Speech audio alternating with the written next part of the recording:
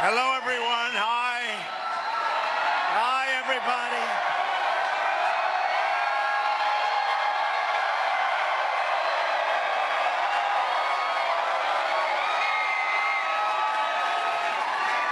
Hello, everybody. It was a little rocky up in the sky tonight, I have to be honest. They said, "Sir, would you mind going back? Would you mind if you didn't stop?" I said, "There's no way we cannot stop," right? No way.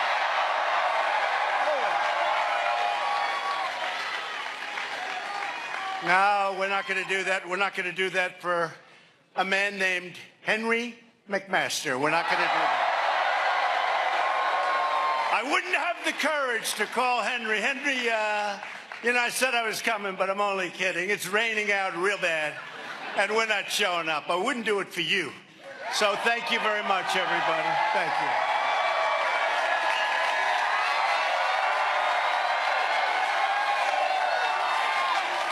And, you know, also, it is Air Force One. I said, you know, doesn't this go through? And it does. Listen, it is great. It is great to be with you. This is a very special state. I love this state with so many incredible, hardworking American patriots. That's what they are. American patriots. Before we begin, let's all take a moment to send our love to Katie Arrington, who was badly hurt in a terrible car accident, and somebody going the wrong way, and Katie really badly hurt, along with a friend of hers, and somebody else killed, frankly, in the other car. And Katie is a very special person. She was out there right from the beginning. And here's the good news. She's going to be 100%. That's the good news. Going to be 100%. So, Katie, we're all pulling for you, and we're praying for your very swift recovery. She's going to be back very soon. And she was with us. Boy, she was out there campaigning against the guy I've never liked too much.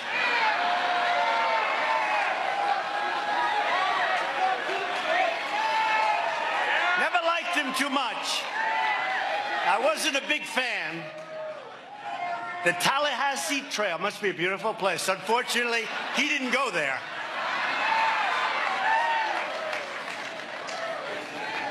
So I want to thank all of our South Carolina GOP leaders in attendance. We have a man who has become a friend of mine. It's shocking, isn't it? It's shocking. We went at it. And he said, "I'll defeat him in South Carolina." I said, "I don't think so. I don't think so." But I'll tell you what, he has become a friend, and he's a good man. Lindsey Graham. Lindsey.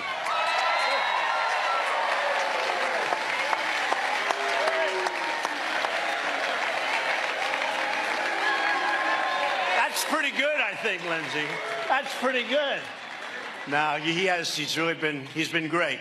Congressman Joe Wilson and Tom Rice.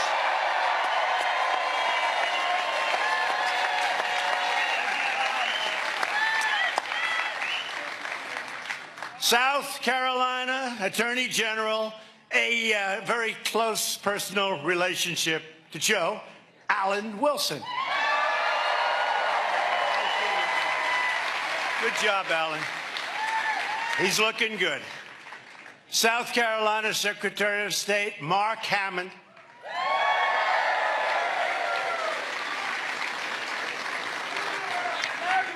Thank you, Mark. And candidate for Lieutenant Governor, Pamela Evett.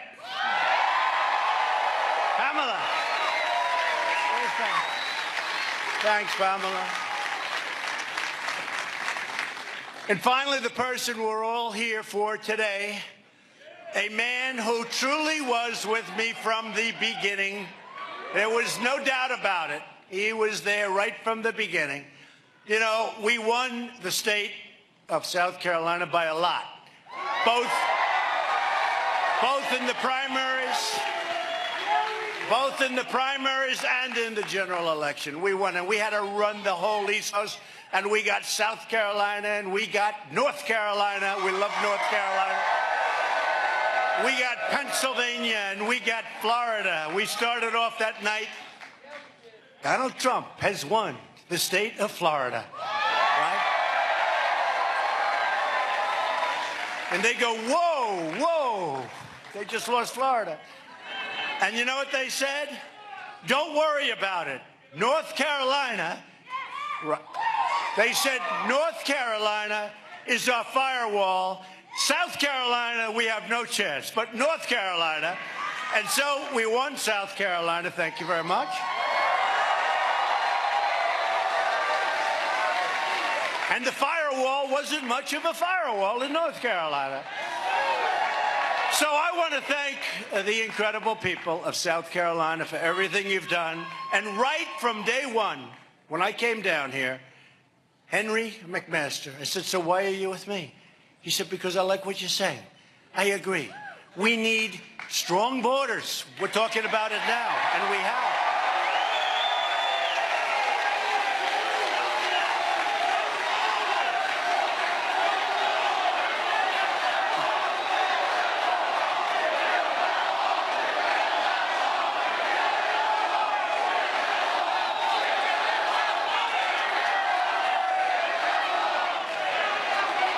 So he said, we need strong borders. We have to stop crime. We want lower taxes. We love our military. We love our vets. And we love our Second Amendment. Other than that, I don't know what he said.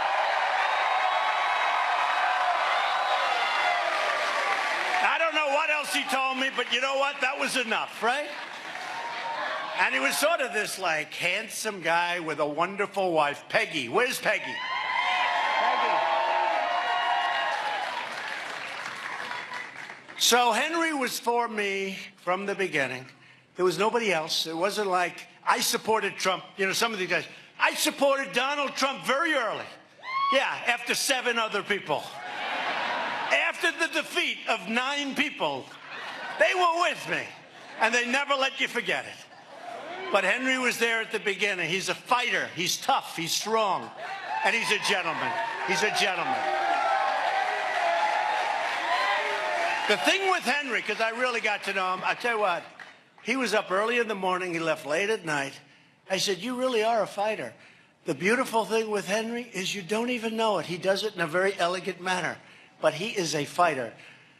He's been here with us, and Henry, I'd like to ask you just to come on up. This has been an interesting voyage over here. I have never taken a longer, true. I have never taken a longer trip ever to South Carolina. Come here. Come here, Henry, my man. Thank you, Mr. President. South Carolina loves Donald Trump. Y'all, we were at the airport waiting, and we were watching these forces of nature, and there was the lightning, and there was the thunder, and the storm, and the rain, and then it cleared, and Air Force One landed, and the real force of nature got off the plane and stepped into South Carolina. Donald Trump has kept every promise that he's made. We love him. We for him. He's going to make America great again. We're going to help him do it. We're going to do it right here in South Carolina. Thank you so much.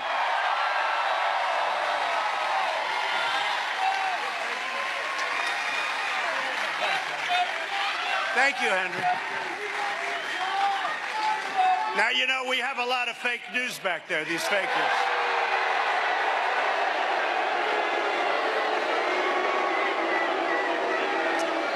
And you know that if a horrible thing happened and we weren't lucky enough to have Henry win, you know they won't talk about that. They will say, Donald Trump suffered a major, major defeat in the great state of South Carolina. It was a humiliating defeat for Donald Trump. So please get your asses out tomorrow and vote.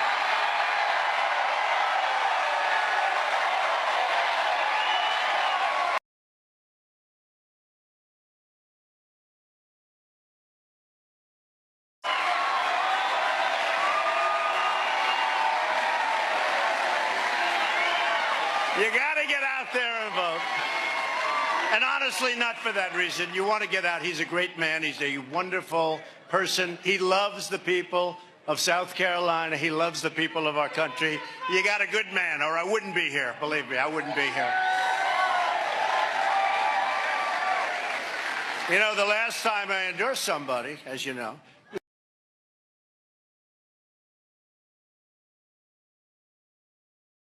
right now in South Carolina, they said, sir, it's almost 4 o'clock. I said, oh, I've got to endorse Katie. I said, how many hours are left? They said, like 3.5.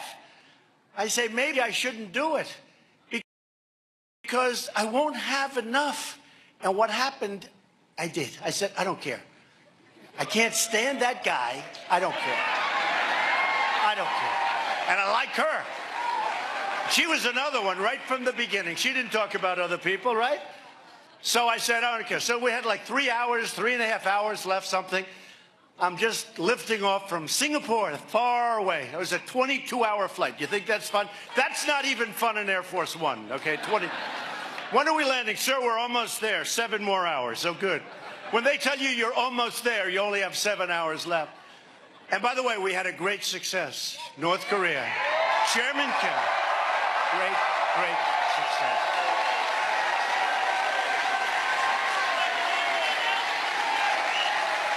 We're not looking up in the air. Any rockets up there? Any rockets?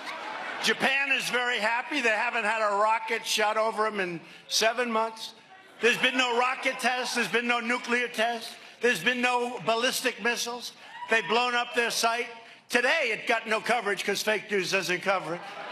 But today,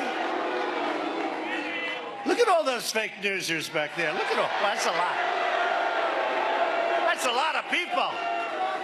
That's a lot of people. And you want to see a lot of people? Go outside. This is a gymnasium. I said, Henry, I don't work gymnasiums anymore. He said, please. I said, okay, I'll be there. Go outside and take a look outside. You won't believe what's going on out there. So you people understand real estate well. But we have a call, and I had numerous calls with Prime Minister Abe. So happy for the people of Japan. They're happy for the people of China. They're happy for the people, especially of South Korea. And we're happy. And you know what? We did something that was wonderful. And the world is soon going to be, and right now it is already, we have good chemistry. But the world is going to be a much safer place. And North Korea is going to be a much better place. So it was really something that was good. Really something. And they've agreed to denuclearization. They've agreed to no more testing, no more this. They agreed, by the way, we got our hostages back. Yeah, we got our hostages. I got them back even before we left. We're getting the remains of our great heroes back.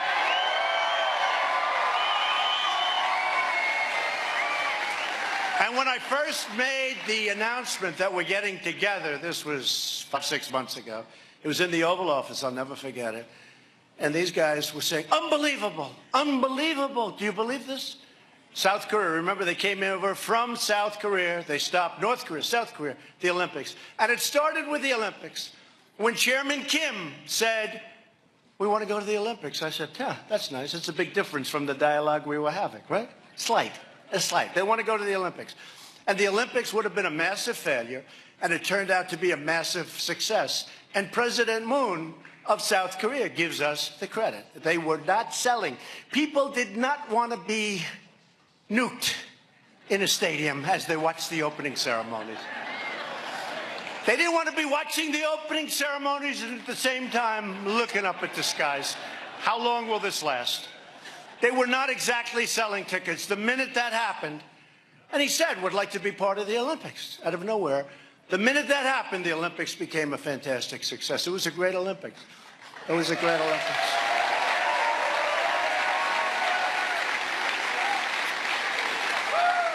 And we now have a good chemistry. We have a good chemistry, and I think it's going to work out. And it's a period of time. It takes a while. It takes a long time. Not easy. Not easy. They've been doing this for many, many decades. And not that easy, but they took down signs, anti-United States signs all over North Korea. They're down. They took them down. Anti-U.S. signs. Like I put up anti-media signs all over the place.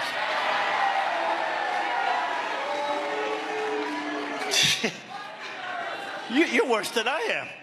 These people. No, we just want honesty. We want a little fairness. We want a little fairness, right? We don't get very much of it. But, you know, it's sort of interesting. So we make the deal. And we signed a piece of paper. And it was a beautiful piece of paper. It said, we will denuke, we will this, we will that, we will get the remains back, we will do all of these things. A lot of things. We will not test.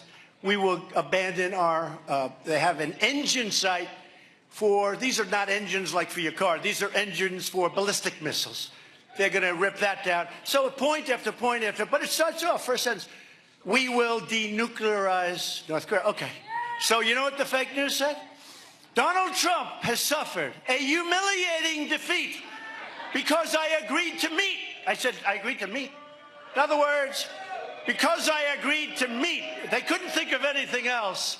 So, and I will say this, at the beginning, they couldn't believe it was happening. 2 days later, they were saying, Hillary Clinton could have done that. I don't think so.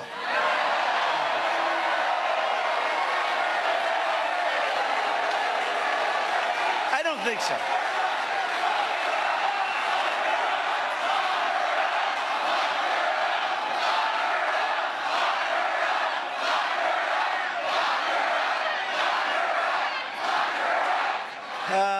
Boy, did you ever see anybody so protected in your life? Did you ever see that? Point after point after point, and I did nothing, and it just never ends.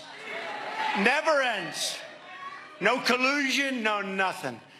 But you go, point, and you know what? After the election, I said, okay, let's go. Come on, who cares? Let's go. We got to make America great again.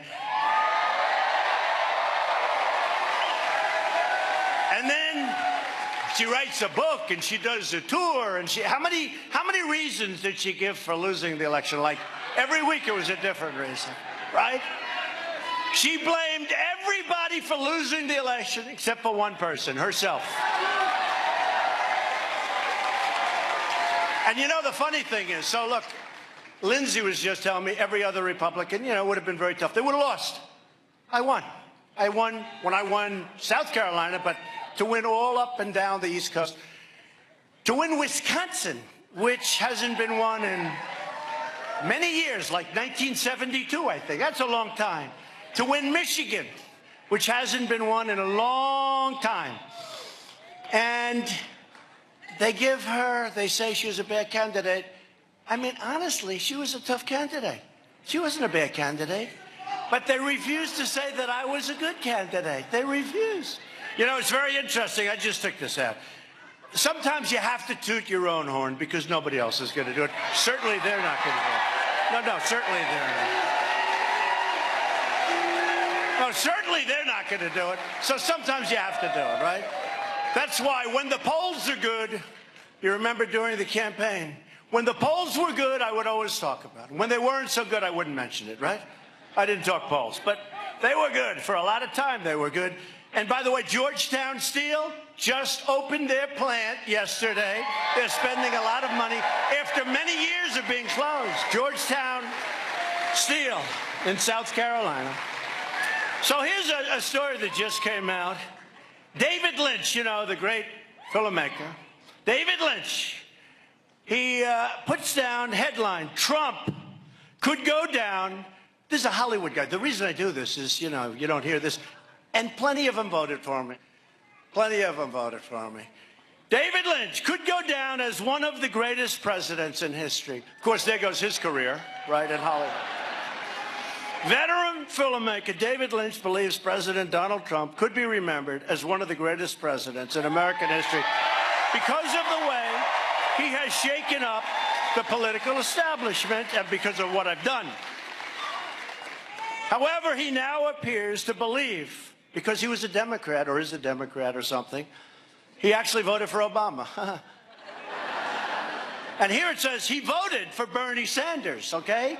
But he now, it says, however, he now appears to believe that Trump may have been the right choice after all.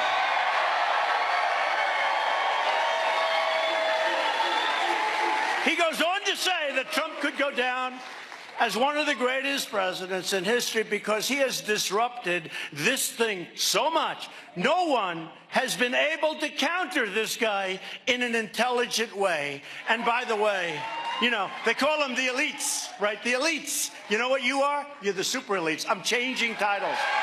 I'm changing. I'm changing. No. Look at everybody here makes money, works hard, pays taxes, does a great job. You're smarter, you're better, you're more loyal. We have the greatest base in the history of politics. We do.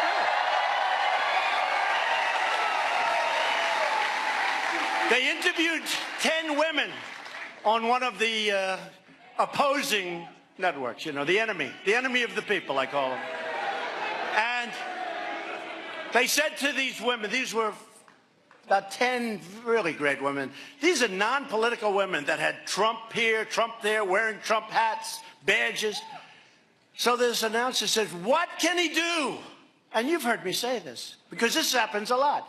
What can he do where you won't be with him? What can he do when you're going to drop Donald Trump? And one of these women stood out, perhaps the leader, perhaps not, but she came forward and she said, there's absolutely nothing he can do. Can you believe that?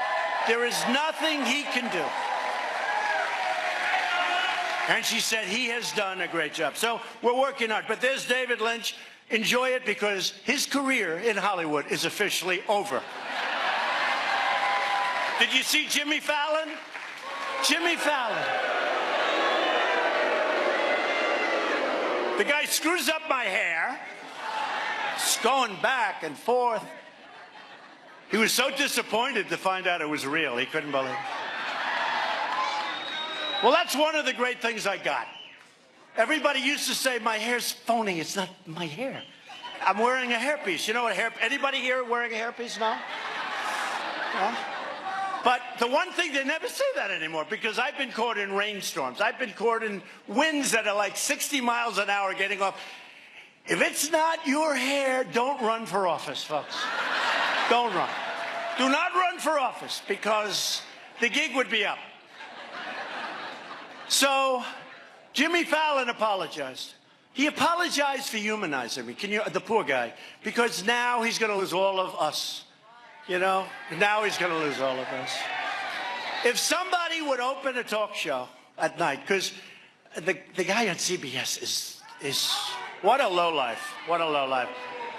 I mean, honestly, are these people funny? And I can laugh at myself. Frankly, if I couldn't, I'd be in big trouble. But there's no talent. They're not like talented people. Johnny Carson was talented. Some of these guys, no, seriously. I mean, this guy on CBS has no talent. Jimmy Kimmel would meet me before the election. I'm telling you, true story. I don't even think you'd deny it. No talent. But I'd go to a studio to do a shot, you know, to do a thing. He would stand outside on the sidewalk waiting for me. Oh, here he comes, Donald Trump. Oh, he opens my door. I said, does he do this to everybody, to his people? He does it for nobody. Now, who knows?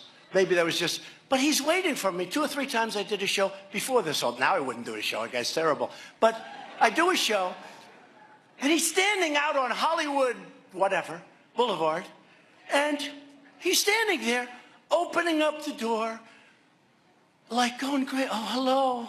I wasn't president. I was like a guy, right? Guy with potential. Right? With potential.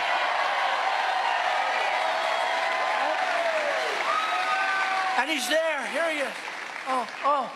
Oh, sir, how are you? Hi. Oh, so thank you so much for doing it. And I always got higher ratings than other people, so that was always good. But Jimmy Fallon calls me up, and he's like a nice guy. He's lost. He looks like a lost soul. right? He gets out there, hey, hi, oh. But you know what? He's a nice guy. I agreed to do a show. And because I guess I was running at that time, I think I was running, he got tremendous ratings on that show. Killed everybody, right? He should be thankful. He shouldn't be upset and angry. When you apologize because you got somebody else that didn't go on the other shows, you know? So I go on the show, I agree, do whatever you want with my hair. Go ahead, let's go. And he did, and that was it. You walk off, like, what is it, a year and a half, 2 years later, he's now apologizing because he humanized me. And he really hurt himself. So I said, Jimmy, you called me up after the show, and you said, thank you for the incredible, you called them monster ratings. They were very big ratings. I said, thank you, Jimmy, that's very nice.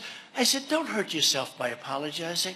So I said to him today on social media, I said, Jimmy, be a man, just relax, just relax. It's incredible. But if somebody, instead of these guys said, CBS, NBC, I made a fortune for NBC and The Apprentice. They treat me horribly. I think they're worse, actually, than CNN. I think NBC... And they wanted to renew my contract. They wanted to renew my contract, and they were doing everything.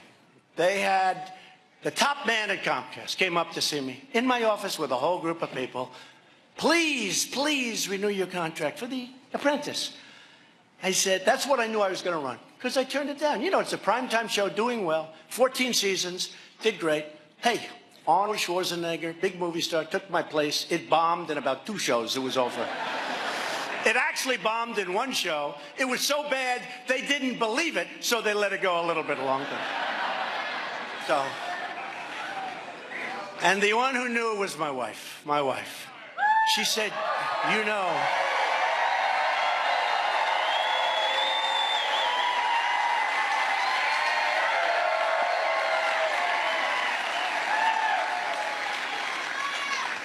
she's very smart. She said, you know there's nobody that can take your place, don't you? I said, thank you, darling, I appreciate it. How smart is that? Now, I don't know if she believes it, but she said, there's nobody that can take your place. He will not be successful. I said, it's Arnold Schwarzenegger. He will not be successful. There is nobody, darling, that can take your place. How smart is she? How smart, right?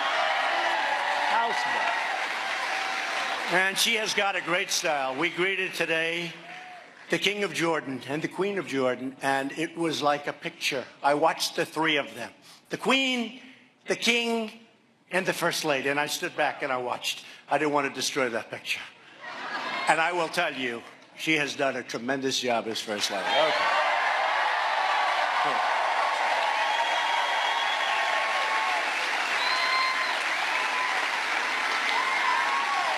And you know, she had an operation a few weeks ago. Kidney operation, and she's going to be great. She's fine. But they had all kinds of projections. They said she got a facelift. No, I would let you know. They couldn't hide that one for long, right? They said she left me and moved to Virginia. They said she left me and moved to New York. So she moved to Virginia, she moved to New York. The only thing they wouldn't say is what happened, and that's okay. And she's private, she doesn't want to talk about things, right? But really unfair stuff. But you know what? We've never done better than we're doing now. We've never had a time like we have now.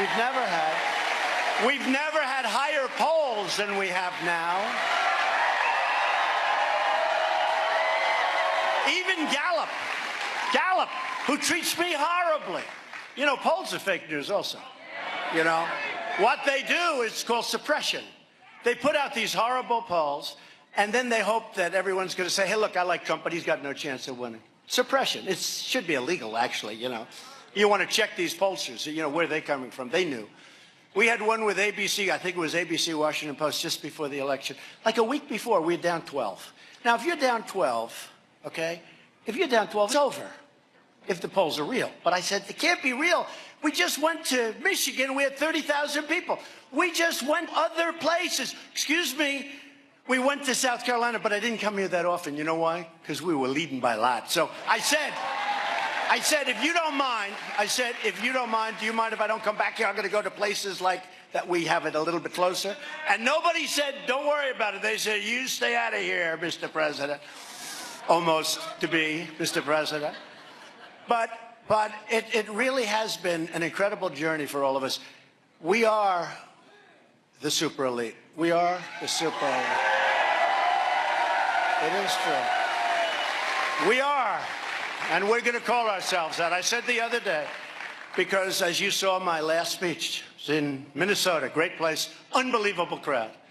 It seated 9,000 and they had 15 or 20,000 people outside, couldn't get it. It was incredible. Just like you have a lot of people outside, you just can't. If I ever come into an arena and it's got empty seats, I think that's the end. I don't know how I'll be able to take it, right? I don't know. Henry, what am I going to do if that happens? I don't think we'll be able to take it, but it's not going to happen. Because remember what I said, we're going to start winning again. We're winning. We're winning now. Like we haven't won before. Like we have not won before.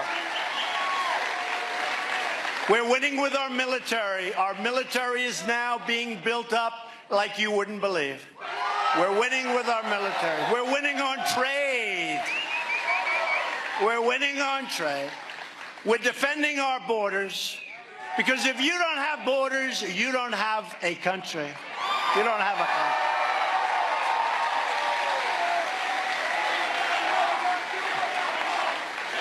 Oh, it's happening. That's happening.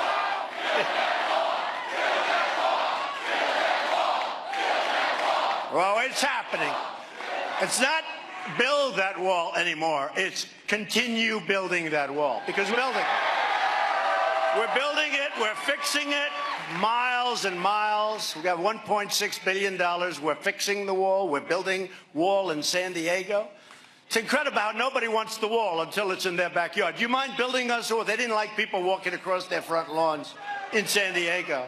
So we're building the wall. We're fixing the wall. We're spending a lot of money. And we're going for more. And we'll get it done.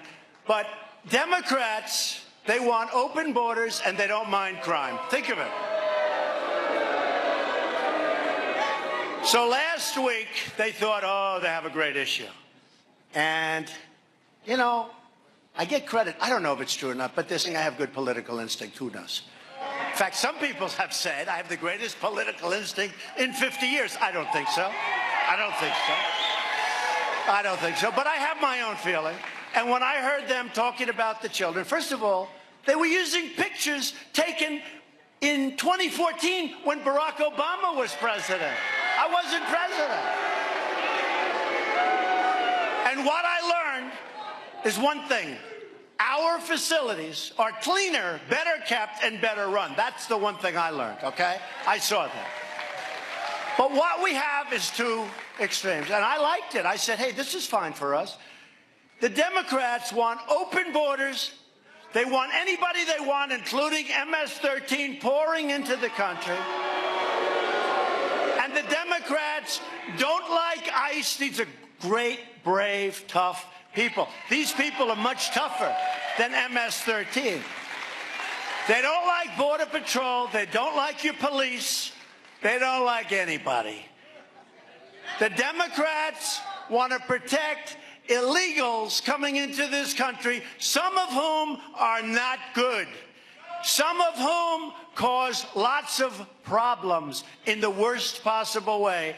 They want to protect illegals coming into the country much more so than they want to protect you, and that's not where we're coming from, okay? So I defined it today.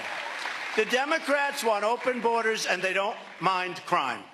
We want very tight, very strict borders. And by the way, you saw a 70-year low. With all the complaining I'm doing, we've done a very good job. And we have taken thousands. We got to get that wall built all the way across. And they don't want it. That's like a symbol. They're only good at one thing. What's their term? Resist. It's the party of Maxine Waters. Do you believe her? No. This has become the party of Maxine Waters and Nancy Pelosi. That's who it is. So they don't mind crime. They want open borders. We want really tough borders. And we want people to come in. We want people to come in through the legal process. What about the thousands of people? What about the thousands of people that have gone through this process, that are waiting online to come into our country, and then we're going to let these people pour in? We have no idea who they are. And they came to me 3 days ago. Sir, would like you to sign this order. What is the order? We need 5,000 judges on the border. I said, judges? What other country has judges? I said, how many do we have now? They didn't even know. So we have thousands of judges, and now we're going to have 5,000. Now, I've done a good job with judges. Judge Gorsuch, Supreme Court Justice Gorsuch. And we have many judges. We will set the record, I believe, for the most judges appointed, which is a very important thing. We're putting great, talented people who see the Constitution the way it's written. They don't make up the Constitution. But they come up, and this was an order. This was, sir, we need 5,000 judges. I said, 5,000. So we put a judge on, like on the bench, federal. It takes us weeks to vet. It takes us a long time to get the judges. We're talking about one person. Here they want 5,000. I said, where are you going to find 5,000 people to be judges? How many do we have now? I don't know the number. They don't even know the number, even though they're in charge, okay? Nobody knows the number. We have thousands of judges already. So if a person comes into our country, steps 1 foot, they take their name, they bring them to court, they then release them, they go into the country, you never see them again. It's the craziest thing I've ever seen. So I said today, I don't want judges. I want ICE and Border Patrol agents. That's what I want. That's all. And we want to tell people, I'm sorry, you're coming into the country illegally. We don't want you in the country. That's it. It's now over. Do you know that I heard a number today, which is hard to believe? We have 700,000 people waiting to go on trial. 700. This isn't from Trump.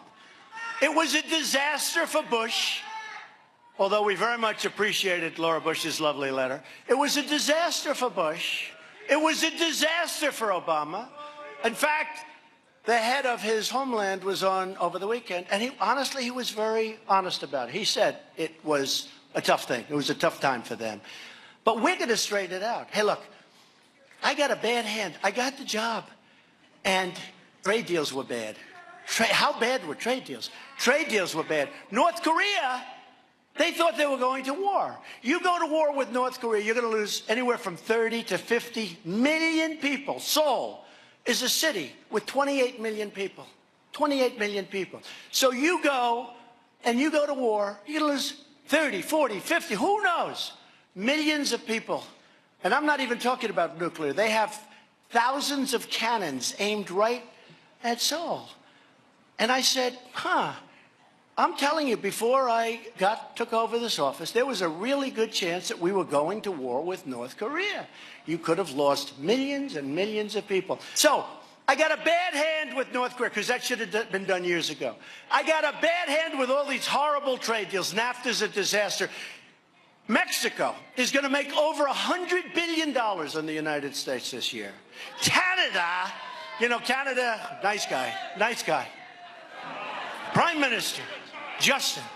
I say, Justin, what's your problem, Justin? So, Canada. Oh, Canada, I love their national anthem. Oh, Canada. I like ours better, however. So, no, Canada's great. I love Canada.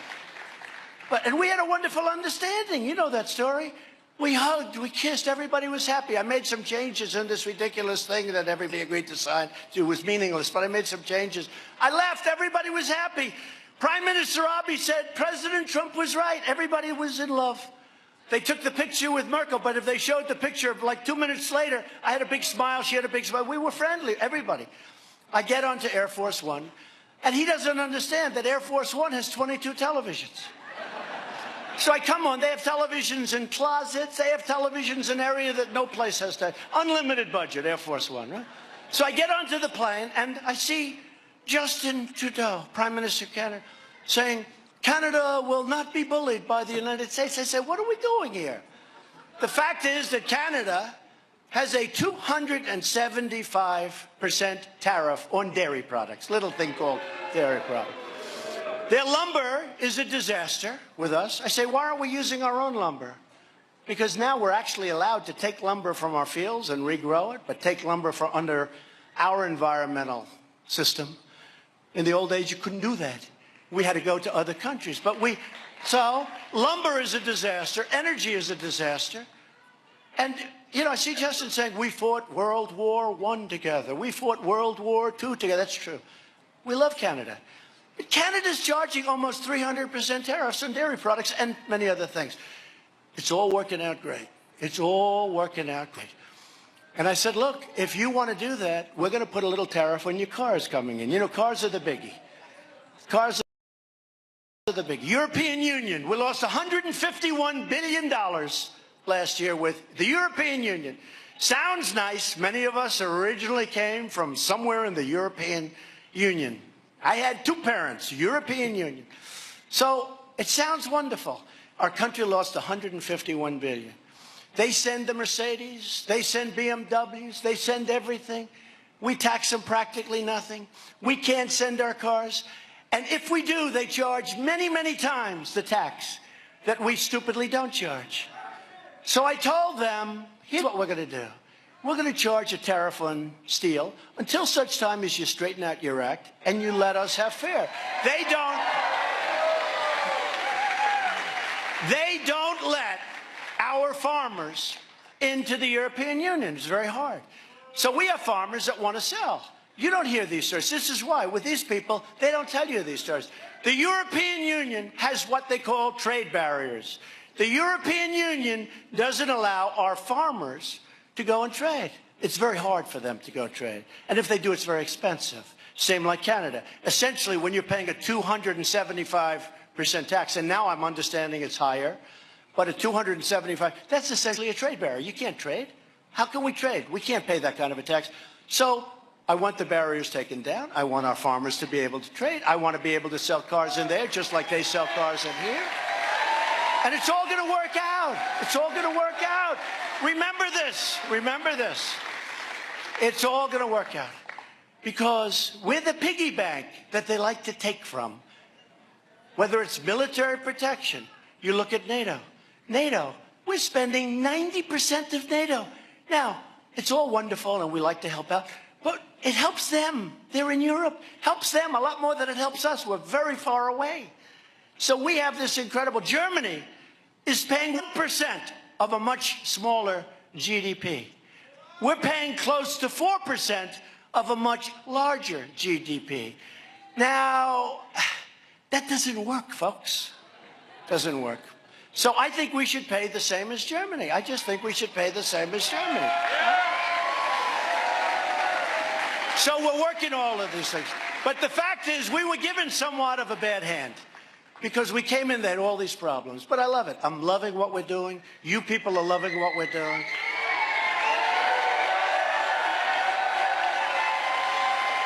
We have the great Peter Navarro. I'll tell you one thing, Peter Navarro does like tariffs. He probably likes them more than I do. There's Peter Navarro right there. Raise your hand, Peter. So they're all calling.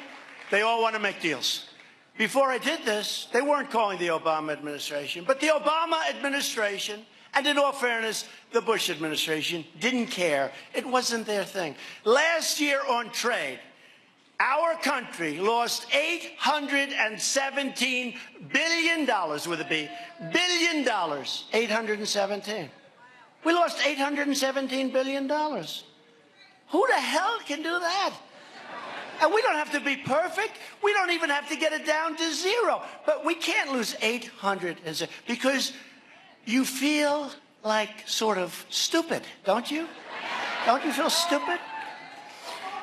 And the biggest, of course, was China. China made anywhere, depending on the way you count, from $375 billion.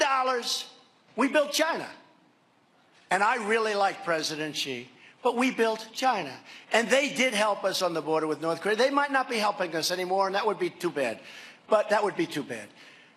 And I've been as nice as I can, as long as I can, but we got to get some balance. And it doesn't have to be perfect, but there's got to be some fairness. You know, I'm a believer in free trade, but I'm really a believer in fair trade. This is ridiculous.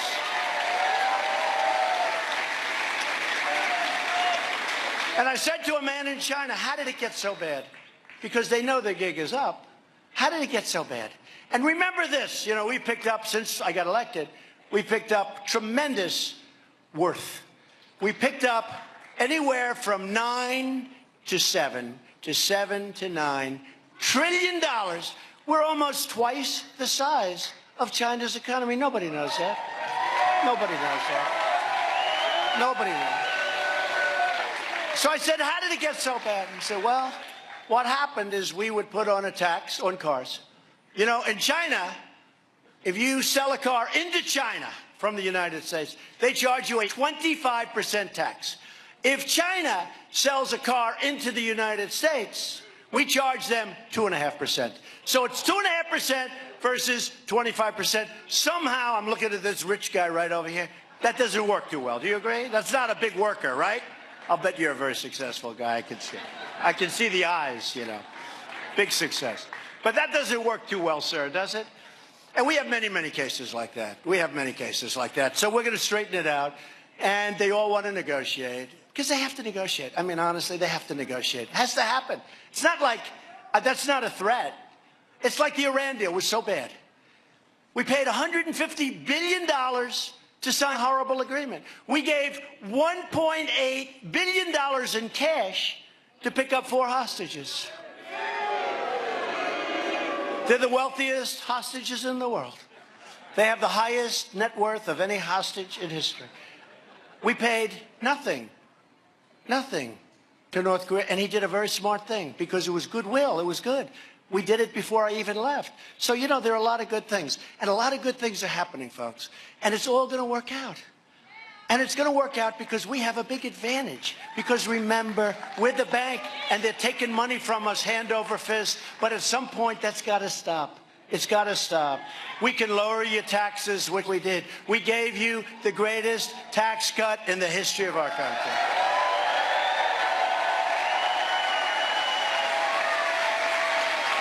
All right?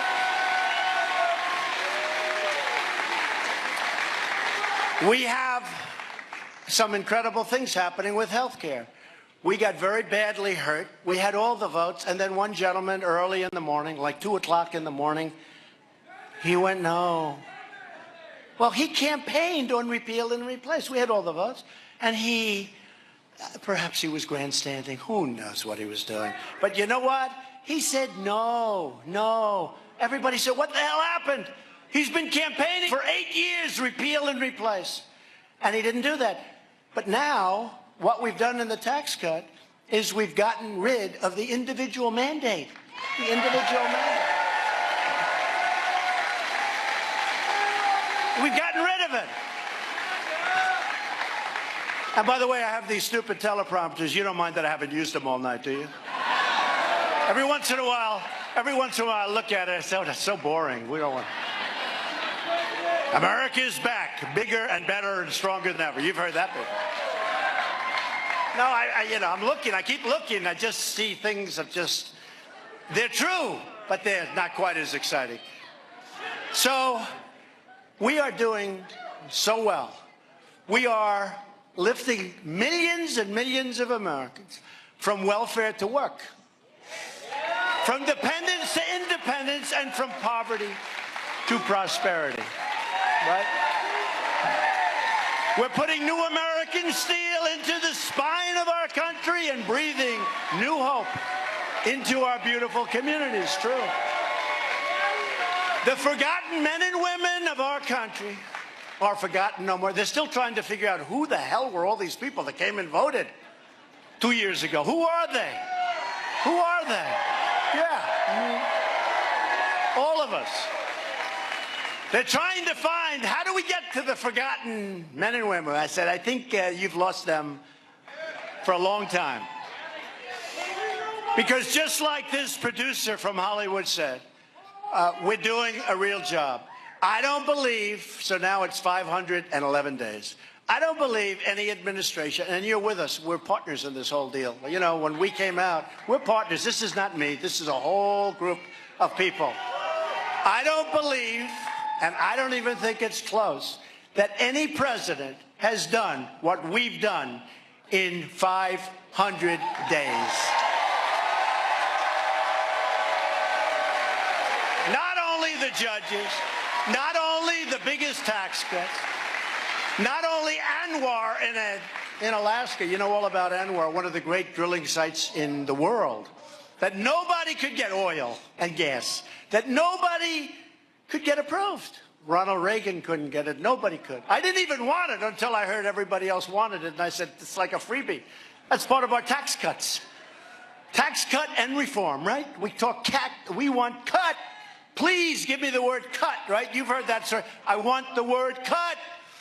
So we've cut regulations more than any president in history, whether it's 4 years, 8 years, 16 years.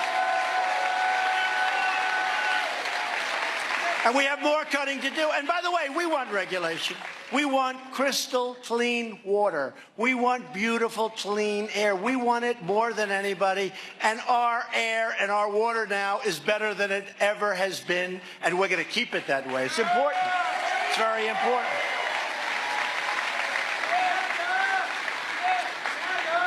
So as long as we're proud of who we are, and we are very proud of who we are, and what we're fighting for, we as a country will never, ever fail. We'll never fail.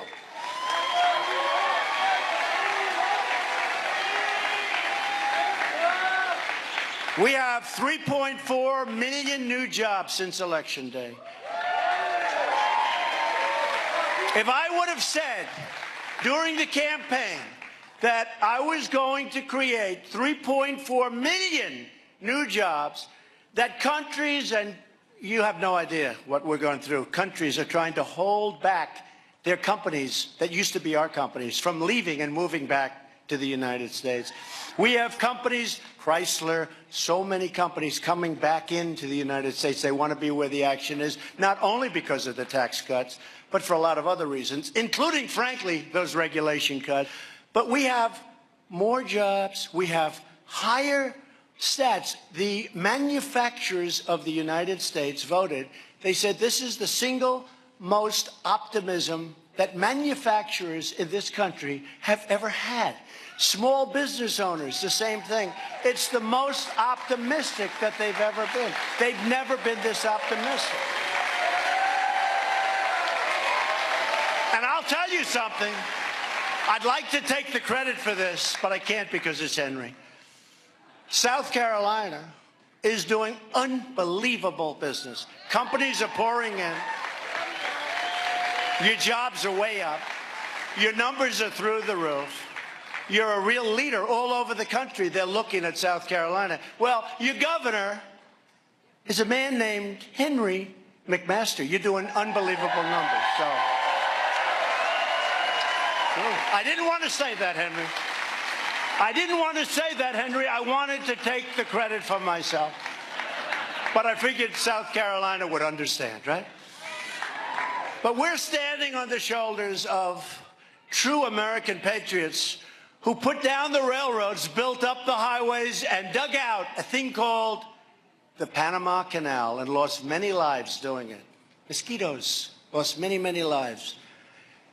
They crossed oceans, they trekked deserts, they scaled mountains, and built the most incredible nation the world has ever seen. But our nation was going badly in the wrong direction for a long period of time. We have $7 trillion invested in the Middle East. What do we have? What do we have other than death and destruction? What do we have? What a decision that was to go in. I believe it was the worst decision in the history of our country, and the way we got out was horrible. If you look at Iraq, the way we got out was horrible. Truly one of the worst decisions ever made in this country. We're in for $7 trillion and thousands of lives, but count the lives on both sides, folks. Millions of lives, in my opinion. Millions. You don't hear that. Millions of lives. Our ancestors won 2 world wars, defeated fascism and communism, and put a man on the face of the moon. And by the way, NASA is now open for business. Open for business.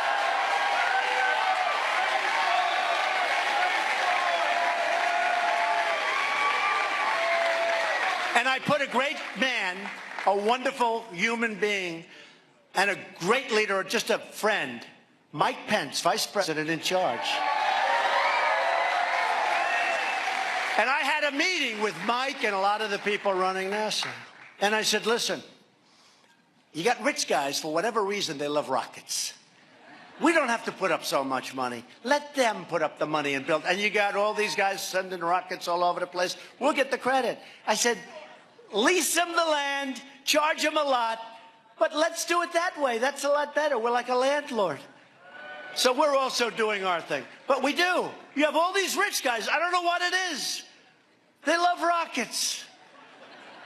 I said, this is great, because, you know, you can't send rockets up like down the street, right? You can't take the local plot, the local Walmart, the local store, and send a rocket. So we have these incredible big sites that are meant exactly for this, with the gantries, with all of this infrastructure. Much of it hasn't been used in a long time.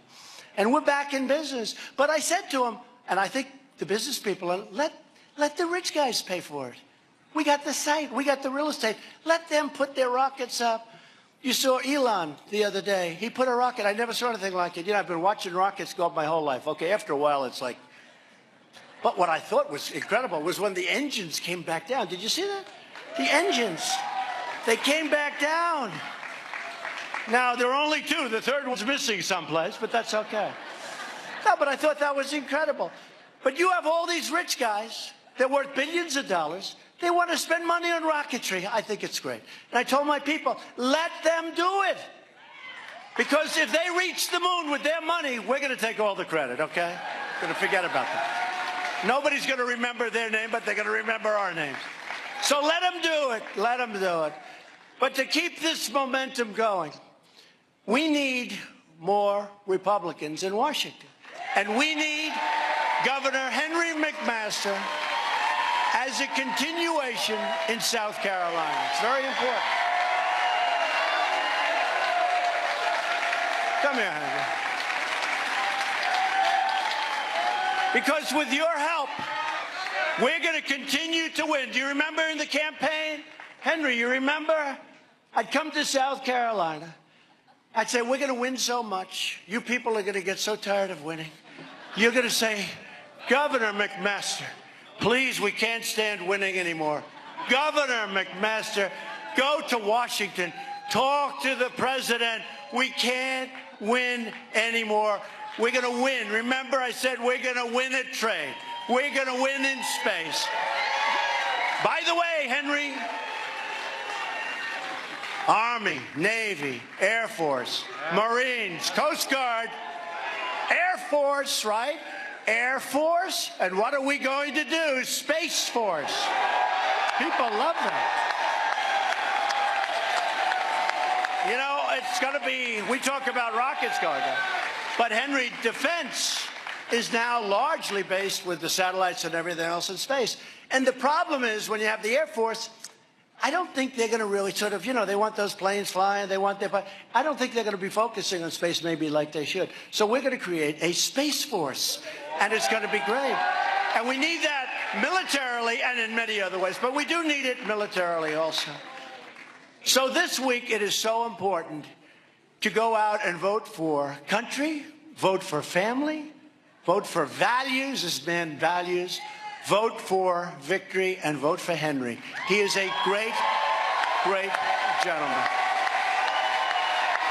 He's a great gentleman. Because as a group, together, we will make America wealthy again. We will make America strong again. We will make America safe again, Henry. And we will make America great again. Thank you, South Carolina. Thank you. Thank you.